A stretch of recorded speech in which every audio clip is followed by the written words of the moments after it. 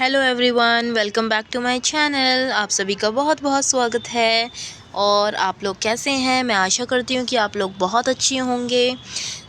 आज हम करने वाले हैं पाठ 8, वो भी अपने क्लास 5th का। जो हमारी हिंदी की सीरीज़ चल रही है उसको हम कंटिन्यू करते हैं। ओके, हमारे आज पाठ 8 का नाम है काज़ीरंगा राष्ट्रीय उद्यान की यात्रा।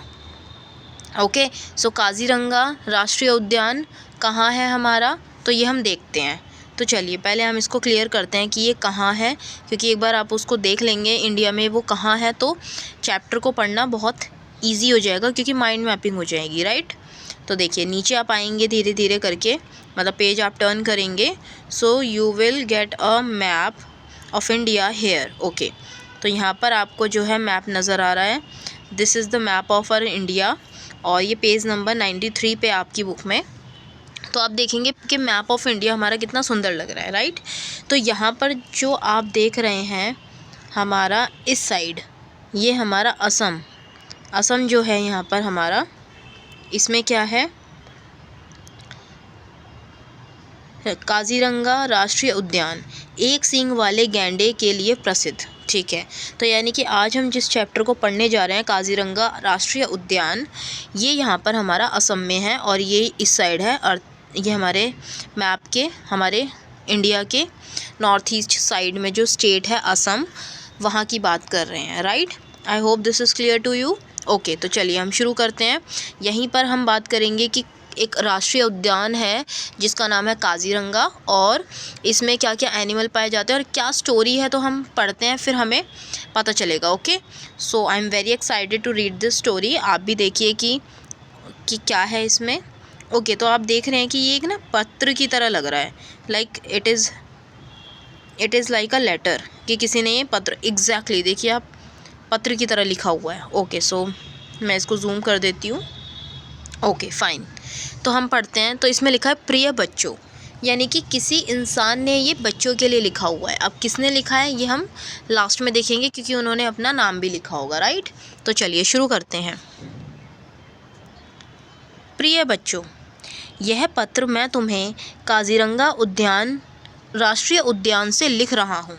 ओके, तो यानी कि वो कहीं घूमने गए हैं। कहाँ घूमने गए हैं? असम में काज़ीरंगा राष्ट्रीय उद्यान, वहाँ की यात्रा करने के लिए गए हैं, और वहीं से ये उन्हें पत्र लिख रहे हैं। लाइक वो जो चीज़ करते जा रहे हैं वो वहाँ पर लिखते जा रहे हैं ऑन द स्पॉट प्रेजेंट में, राइट। ओके, काज़ीरंगा उद्यान असम में ब्रह्मपुत्र नदी के तट पर स्थित है। ओके, क्योंकि आप लोगों को पता है कि असम में कौन सी नदी होती है हमारी, कौन सी नदी बहते हुए निकलती है? ब्रह्मपुत्रा, राइट। तो इसी के तट पर एक हमारा उद्यान है काज़ीरंगा, उसका वो स्थित है यहाँ पर। यहाँ विभिन्न प्रकार के पशु व पक्षी हैं। आज सुबह ही हम हाथियों पर चढ़कर उद्यान देखने गए। इसके लिए हमें बहुत सवेरे उठना पड़ा, तब सूरज भी नहीं निकला था। ओके, तो यहाँ पर ये जो प्रिय बच्चों बोल रहे हैं, इन्होंने ये अपना एक्सपीरियंस शेयर कर रहे हैं कि आज सुबह जो है हम हाथियों पर चढ़कर ही उद्यान गए थे देखने के लिए, और हम बहुत ही सुबह गए थे। इतनी सुबह, यानी कि इतनी सुबह गए थे जिस टाइम हमारा सूर्य भी नहीं निकला था, राइट। और वहाँ पर इन्होंने बताया कि विभिन्न प्रकार के वहाँ पर पशु व पक्षी थे। ओके, तो चलिए आगे चलते हैं। आगे बताया गया है उद्यान में सैकड़ों पशु थे। ऑब्वियसली एक नेशनल पार्क है तो वहाँ पर बहुत सारे पशु होंगे। हिरण और जंगली भैंसों के कई झुंड आराम से घास चर रहे थे, यानी कि जो वहाँ पर जंगली भैंसे थे और हिरण थे वो तो आराम से जो है वहाँ पर हमें नज़र आ रहे थे घास चरते हुए। उनमें कुछ एक सींग वाले गैंडे भी थे। इसी पशु के कारण काज़ीरंगा पूरे संसार में प्रसिद्ध हो गया है। अच्छा, किसके लिए प्रसिद्ध है ये? तो एक सींग वाला जो गैंडा होता है उसके लिए ये प्रसिद्ध है, राइट। हिरणों और भैंसों ने हमें संदेह की दृष्टि से देखा और अलग हट गए, यानी कि अब हम जा रहे हैं वहाँ पर तो उन्होंने देखा कि हम लोगों को वो देख रहे हैं एनिमल, और साइड हट गए हैं, जैसे कि ऐसा दिखा रहे हो कि ठीक है यू कैन गो। पर गैंडे वहीं घूम रहे जमे रहे, यानी कि जो और पशु थे वो तो अलग हो गए, लेकिन जो गैंडे थे वो अलग नहीं हुए।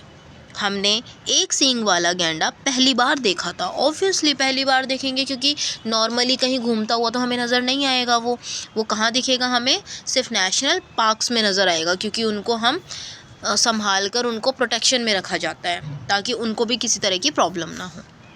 यह हाथी के बाद भारत का सबसे बड़ा पशु है, यानी कि सबसे बड़ा कौन है? हाथी है। उसके बाद हम बात करेंगे तो गैंडा ही होगा।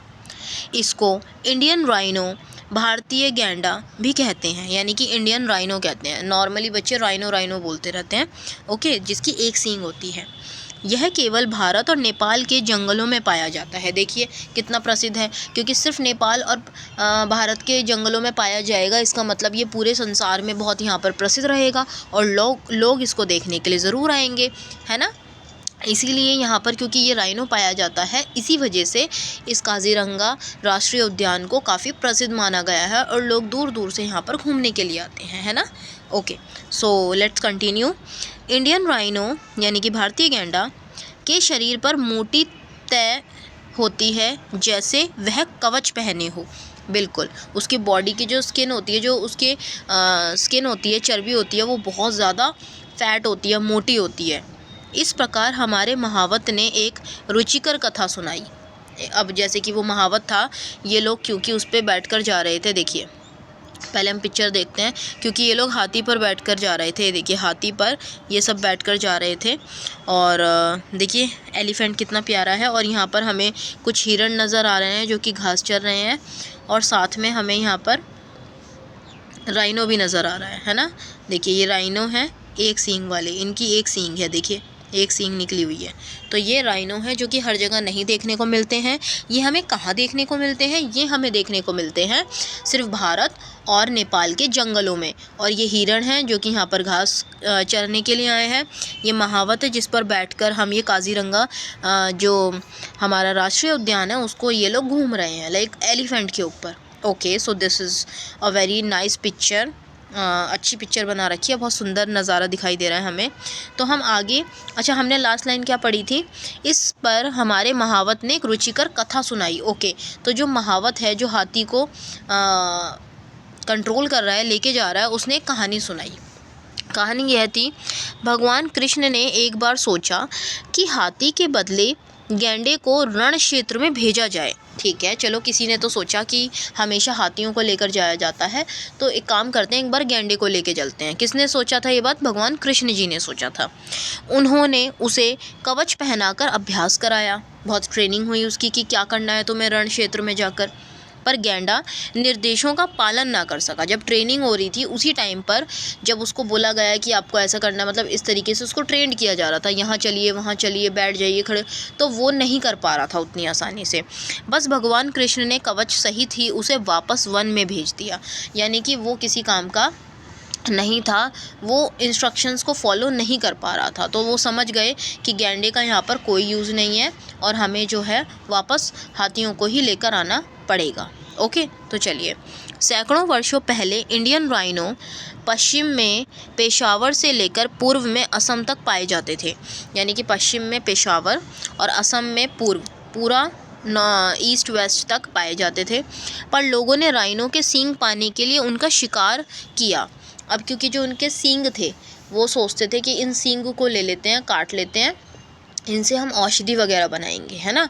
तो लोगों ने क्या किया, उनका शिकार करना शुरू कर दिया और उनके सींगों को काटना शुरू कर दिया शिकार करके।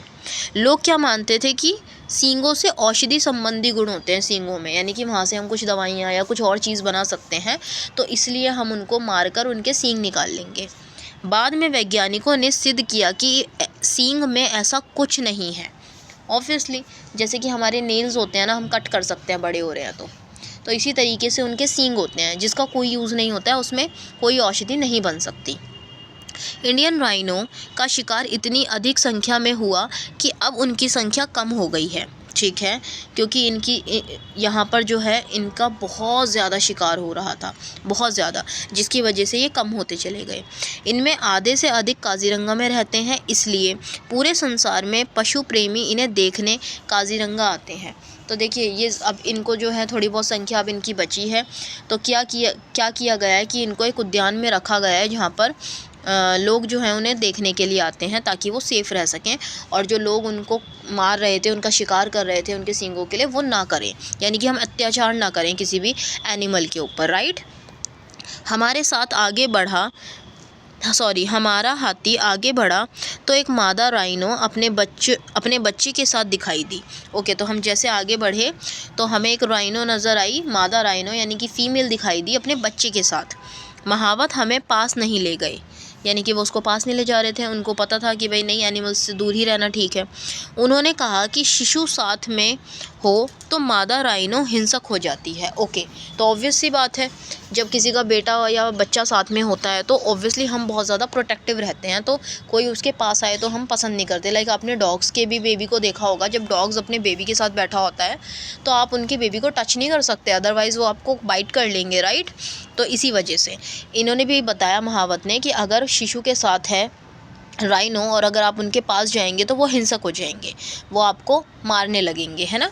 इसलिए हाथी के पास आने पर वह हमला कर सकते हैं। अगर हम उसके बच्चे के पास जाएंगे, अगर हाथी पास आया, हम लोग पास गए, तो वो हमला कर सकते हैं, तो हमें दूर ही रुक जाना चाहिए, ठीक है। तो ये उन्होंने जो थी पूरी चीज़ें बताई। अब आते हैं आगे। सुबह की यात्रा में हमने हिरणों के अनेक झुंड देखे। हिरण के झुंड देखे थे, देखो हर जगह हिरण के झुंड तो बहुत ज़्यादा नज़र आ ही रहे थे, ऑब्वियसली, राइट। बहुत तरह के, और काजीरंगा में 4 प्रकार के हिरण थे, 4 प्रकार के हिरण थे। एक तो भौंकने वाले हिरण थे, हाँ मतलब बोलते होंगे, थोड़ा बहुत भौंकते होंगे। बौने सुअर हिरण, यानी कि थोड़े छोटे होंगे और थोड़े मोटे मोटे होंगे, तो उनको सुअर का नाम दे दिया गया है, लाइक पिग्स, है ना। दलदली हिरण, दलदली, पता नहीं क्यों दलदली बोला गया है, बट एक दलदली टाइप के भी होंगे, या तो उनका कलर होगा दलदली। और सांभर हिरण, I don't know about sambar, but ये 4 प्रकार के यहाँ पर हिरण दिखाई दिए हमें। वहाँ जंगली सूअर भी दिखाई दिए, जंगली सूअर जो बहुत ज़्यादा वाइल्ड होते हैं और जंगलों में रहते हैं। हमारी यात्रा शीघ्र समाप्त हो गई, यानी कि फिर जल्दी हमारी ये पूरी यात्रा जो थी वो समाप्त हो गई। मेरा मन अभी भरा नहीं था। अगले दिन सुबह का नाश्ता करके हम फिर निकल पड़े। इस बार हम जीप में गए, साथ में वन संरक्षक भी था। अब देखिए, इन्होंने एक दिन में जो है ये इतना घूम नहीं पाए और इनका मन नहीं भरा था, तो इन्होंने सोचा क्यों ना हम अगले दिन भी चलते हैं। और अगले दिन भी जाने के लिए इन्होंने क्या किया, इस बार उन्होंने ना महावत नहीं किया, मतलब महावत को नहीं बोला हाथी पर जाने के लिए। इन्होंने इस बार क्या किया, जीप कर ली। जीप से आना जाना थोड़ा सा इजी हो जाता है, ठीक है। और अपने साथ एक संरक्षक भी रख लिया जो कि इनको थोड़ा गाइड कर सके और इनको प्रोटेक्ट भी रख सके। देखिए पिक्चर यहाँ पर आपको नज़र आ रही होगी कि यहाँ पर ये पानी पी रहे हैं, कुछ इधर आराम से खड़े हैं।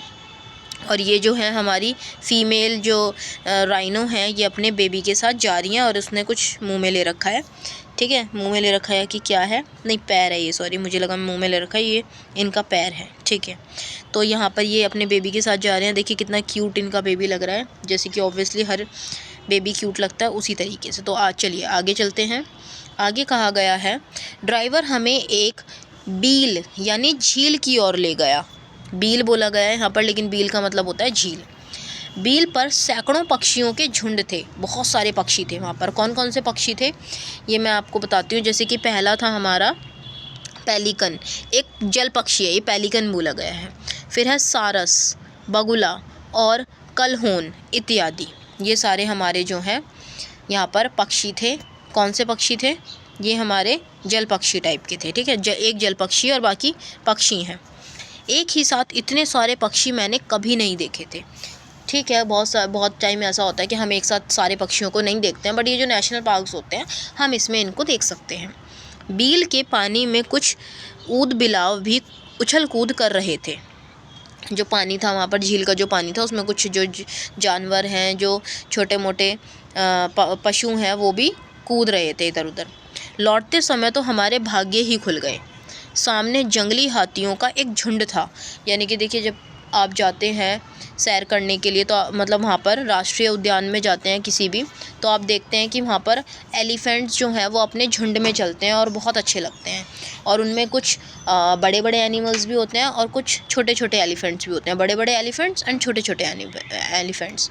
तो उसको देखकर तो बहुत ही अच्छा लगता है क्योंकि एलिफेंट्स तो सबको अच्छे लगते हैं, है ना। लेकिन वो कैसे थे, वो जंगली हाथी थे। अब जंगली हाथी से हमें दूर ही रहना चाहिए, इसलिए इन्होंने कहा है कि हमने वो देखे तो हमारे भाग्य खुल गए, यानी कि वो बहुत खुश हो गए इस चीज़ को देखकर। हमें बहुत प्रसन्नता हुई, हम बहुत खुश हो गए। झुंड में 5-6 बच्चे थे, देखिए बच्चे भी थे झुंड में। जब तक पूरे झुंड ने रास्ता पार नहीं कर लिया तब तक एक विशाल हाथी खड़ा निगरानी करता रहा। यानी कि एक हाथी जो है वो साइड में खड़ा हो जाता है कि जब सारे निकल जाएंगे तब वो लास्ट में चलेगा, है ना। ये तो आगे है, काजीरंगा में मांसाहारी रॉयल बंगाल टाइगर भी हैं पर हमें दिखे नहीं। ओके, तो बंगाली टाइगर जो होते हैं, रॉयल बंगाली टाइगर, वो भी थे वहाँ पर, लेकिन वो उन्हें दिखे नहीं थे। क्यों नहीं दिखे थे? गाइड ने बताया कि उन्हें देखना कठिन है क्योंकि वे रात में ही निकलते हैं। उन्हें देखना क्यों कठिन है? क्योंकि वो रात में निकलते हैं और रात में ये जो उद्यान है ये बंद हो जाता होगा। Okay, right. तो आगे हमारा थोड़ा सा बचा है ये। कुल मिलाकर यह एक अद्भुत अनुभव रहा, यानी कि बहुत ही अच्छा एक्सपीरियंस था यहाँ घूमना। काजीरंगा में अलग अलग प्रजाति के पशु शांति और भाईचारे से संग संग रहते हैं। तो देखिए यहाँ पर कितने सारे एनिमल्स हैं, जो बड़े भी हैं छोटे भी हैं, लेकिन ये हमेशा मिलकर रहते हैं, है ना, संग संग रहते हैं शांतिपूर्वक भाईचारे की तरह। मेरे मन में यह बात बार बार उठ रही थी कि क्यों नहीं मानव भी इनकी तरह ही शांतिपूर्वक मिलजुल कर रहता। हम अपने वन्य साथियों से बहुत कुछ सीख सकते हैं, है ना। तो देखिए सच बात है, आजकल जो मानव है वो मिलजुल कर नहीं रह रहा है, हमेशा चाहता है कि अकेले रहना। बट जैसे कि ये जंगल, इनका एक घर है जंगल, जहाँ पर सारे जंगली जानवर बहुत मिलजुल कर रहते हैं।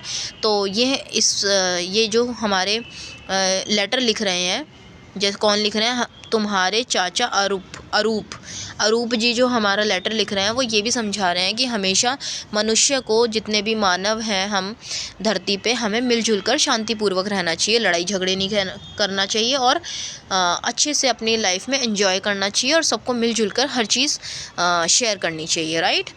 ये बता रखा है, तो ये हमें सिखाना चाहते थे। तो ये पत्र लिखा है, चाचा जी ने अपने बच्चों के लिए लिखा है, ठीक है। ऊपर लिखा था प्रिय बच्चों। अब ये किसने ये लेटर जो है ये बनाया है, ये है अरूप कुमार दत्त। तो देखिए जैसे कि यहाँ पे अरूप है, तो अरूप जी ने अपना ही लेटर यहाँ पर हमने स्टोरी में पढ़ा है, इन्हीं का लेटर पढ़ा है। ओके, तो मुझे लगता है आप लोगों को ये चैप्टर बहुत अच्छा लगा होगा। मुझे ये बहुत अच्छा नया एक्सपीरियंस मिला।